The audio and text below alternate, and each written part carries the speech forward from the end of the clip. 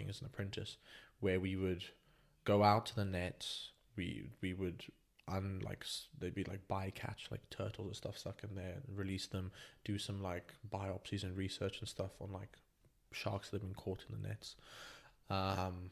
But one of the big things is when you catch some of them, you need to take down, size, any scars, where you caught it, and sometimes put a tracker on it. But we didn't when we caught our one.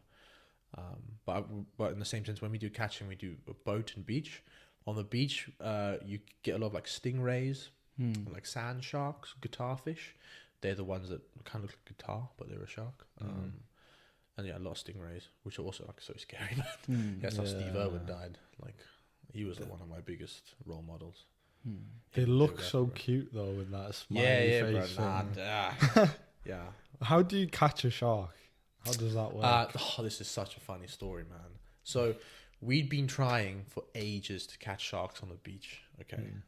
Oh, this is such funny 2 stories. Oh my god. So when you're catching sharks, obviously you have like a really big rod and reel because they weigh so much and those things can move, like they're quick. So you have to try and counteract that with equipment. So we be on the beach. So the beach fishing is you're on the beach, you have like a spike in the sand and you have the rod in the sand, and you need to get your bait out far enough for where the sharks are going to be. South Africa, because of the continental cliff, like how shallow it is, how deep it is, the waves are crazy. That's why some of the best surfing is in South Africa in the world. And obviously, like, the sharks aren't going to chill in the waves, so you got to get it out past the waves. So you're looking at like 200, 300 meters out past the waves, and we can't cast that far, man. So the way we used to do it, which is crazy, my dad is awesome. So don't think of this in the wrong way, but what we used to do, my brother and I, we used to like get a bonita. So bonita is a fish in the tuna family, so it kind of looks like a small tuna. We used to take its head, we used to wrap it in squid, and then we used to hook it onto our flippers, and we used to swim. Oh my days. Like 200, 300 meters out, and then we drop the bait, and then we'd wave to tighten the drag, and then we'd swim back. That is crazy. Yo.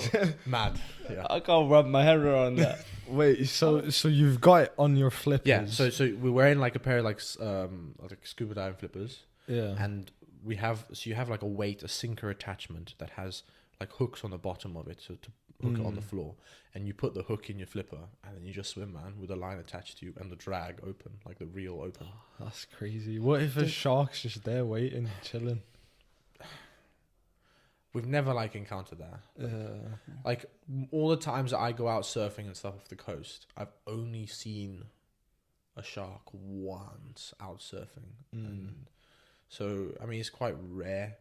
You've got to let it sit there because they cruise up and down the coast until they smell something, and then they investigate or see something. So I mean, but touch wood, it's never happened to. Yeah, touch wood indeed. Man. So that's the beach fishing. We caught a little black tip shark, which is like it's like this big. That doesn't count. We're not counting that now. I'm joking. Yeah, you see what I mean? Like, and we've caught like blue spotted stingrays and guitar fish or sand sharks. But we never caught like a looking shark. My dad has caught tons of shark on the coast of Namibia. Which is the coast of Namibia is incredible. Like if you're gonna go somewhere in Southern Africa, obviously I'm gonna say Botswana first, but Namibia is so beautiful. He caught a 420 kg or something. Oh my days. Shark off the coast there. And the one you guys caught was like 160 kg, 170. That still seems massive. Oh, dude, it was like longer than me lying down.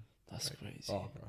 Yeah. He's a tall guy. Yeah, it took us like three people to lift. It was like 2 meters long. Oh my, that's crazy. So when you caught it, were you scared at all or no? So the land fishing on the beach, you take a lot of time fighting. You're fighting on the beach, but you have to like sit in place. My dad really wanted to catch a shark with my brother and I. So my dad was like, right, stuff this. We're gonna make a plan. And he said he contacted like some guys that own boats, and he was like, right, we want to catch a shark. So this guy said, yeah, we'll do it. Give us like 50 quid. We'll get you to catch a shark. I'll guarantee you a shark. My dad is like, how the hell do you guarantee a shark? Anyway.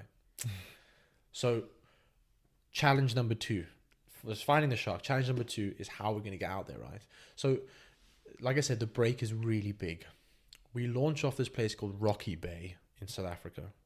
And it's like notorious for capsizing boats that are trying to get out because the waves are so big. The captain's name was Tommy, awesome guy. And we're going out like this, and we're going out, and we have life jackets on. We're holding onto the side of the boat, and this wave starts to pick up. And my dad's going, Tommy, and this guy, he's like an Afrikaans guy. He's like, yeah, it's fine, let's go. And he just puts foot, bro, and the boat goes like this, and I've like launched in the air. And we're like hanging on the side of the boat like this. Bang, hits the water, and the guys that are sitting out there waiting to come in go, oh yeah, we could see the whole of your boat, and you've got like a scratch here and a hole here, and it's just Crazy. Anyway, we go out there. So now we're like, oh, how the hell is this guy gonna guarantee us a shark? Like, how is he gonna guarantee a shark? So we're like really curious. So we get out there, he gets the hook and everything. He's like, it's Tom, are you guys ready? We're like, what do you mean? He was like, you're gonna have a shark now. We're like, what? We look over the side of the boat, right? All the shark cage divers are there, dude. So the guy is poaching shark cage divers sharks, bro. That's such a good strategy. This guy is so good, man. So we literally, the cage is there, bro. He's here, bro. Man. He just throws the fish in the water, bro. Take you to a bunch of criminals, guarantee. First catch, first cast, bang, 5 minutes. Like, That is mad. so we hooked 2. One of them, like the hook came out. The second one, so it was really incredible. The shark jumped out the water, which is like unknown for bronze whalers. Great whites do it because they're hunting their main prey are seals, and the way that they hunt seals is they try to get them out the water to immobilize them. So if you watch like great whites hunting, they jump through the seals. But bronze whalers and stuff don't. Like no other sharks really jump that much. So this shark jumped and we were like, what the hell? But when it jumped, the hook came out its mouth and it like hooked into its fin instead. So this shark was swimming away from us. If you think about like the I don't know what is the physics behind fishing. If you hook a fish in its mouth, it has to swim away from you. You're not pulling directly opposing its force. Yeah. You're pulling at an angle of its force. So the fish is kind of swimming away whilst you're pulling it.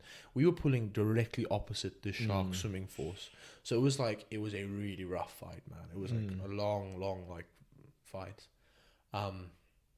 We managed to get it in, and Tommy's boat wasn't a shark fishing boat. It was a commercial reef fishing boat. So the sides of the boat compared to the water were like 1.5 meters up. Oh, so you have to So now we're the shark next to the boat, and we're like, what the hell are we gonna do?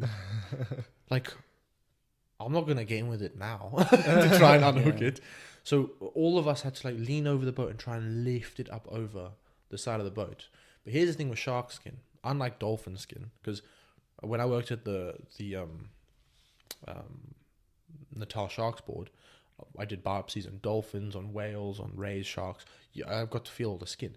Shark skin is coarse in one direction and smooth in another direction.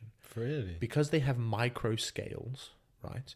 If you rub your hand opposing the scales, opposing like their way forward, their like cranial root. Wait, so this is their face. So this is the face. Yeah, if you rub it like towards the head. Okay, towards the head. Okay. So imagine the shark is going in reverse and you're rubbing it. Yeah. It will cut you like sandpaper. It will cut you. Or like sandpaper. You get grazes. Oh my. Like like abrasions, like rashes. And what about the other way? Is it smooth? That is crazy. Yeah. Like, so why is that? How does that help it survive? So it's just to do with like its evolution. So the reason that it's smooth going forward is less drag. Yeah. Right. But the reason that they have scales, there's like many reasons that fish have evolved scales rather than just having smooth skin. But a lot of it is to do with the different specialization of scales. So sharks have electricity receptors and really good smell receptors on their face. That's why I don't know if we watched it recently. You know, there was a woman that swam across from Cuba to America, I didn't see that. It's called the thing's called Inyad. Naiad? Yeah, Naiad. Not Inyad. I'm thinking.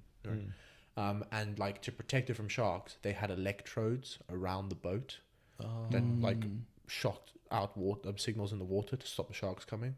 So the sharks, they have like specialized scales, but the reason that they're smaller is it makes them more like streamlined for the water. But anyway, we lifted the shark over the boat, and we had grazers all over us. And now we get the shark on the boat, and we're like putting water down its gills in a bucket, and it bites the bucket in half. What the hell? Anyway, we finished that. We took the photos. Just like experience being around a live shark, dude. Like being able to hold it and carry it. It's just incredible. It's awesome. I was like never scared to get it on the boat. What I was scared to do was to swim away with it afterwards. What do you mean, like swim away? So with a lot of fish, when you do, especially in the UK, trout and salmon, when you fight them, they become fatigued. And again, kind of as your role as someone that, like, I love animals, so my role is to make sure that this animal that I've had this experience with returns back to its environment in a safe manner. So with fish, if you just put a fish in the water after you've caught it and it's been a stressful fight, it can go into dorsal recumbency. So it can turn over. Oh, it flips over? It can flip over because it just gives up, man. It's like, oh, my life's over. Like, it's just like fought. And I was like, and it can drown that way around. Wait, fish can drown? Yeah, bro. Fish can drown? It can like, it just like stops getting any oxygen and it stops moving and it dies like that. So when you put a fish in water. And it's all mental. Bro, yeah, you got to get into recovery. Well, obviously, like it's tired God. as well, but like it doesn't know it's free now. So it's just like, I've given up. And it's been out the water for ages. And it's like, so you got to like look after them. So what we do is you put them in the water and you make sure it gains its health, its strength back, and you like brush water down its gills and stuff. So with this shark, we were like, oh, fuck, what are we going to do? So we were like, oh yeah, sound. We just like slid in the water with it. So now we're in the water with the shark. With the shark. Pushing it away. Oh my God. And he can decide anytime that, you know what? The fight isn't over. Yeah, bro. But luckily, it just had enough, man, and it just like its tail went like this, and we were like, yeah, time to get out. So we like pushed it and got out, and then it just swam back down. Man, I'm glad you're alive. Yeah, I'm glad. I'm glad you're here. What's the scariest animal you've been around with the scariest aura? If you enjoyed this segment, please make sure to like and subscribe. Also, the link to the full podcast is in our description. And finally, I wanted to say that please make sure to follow and download the podcast on Spotify and Apple Podcasts so we can bring you more amazing content. Thank you so much for listening.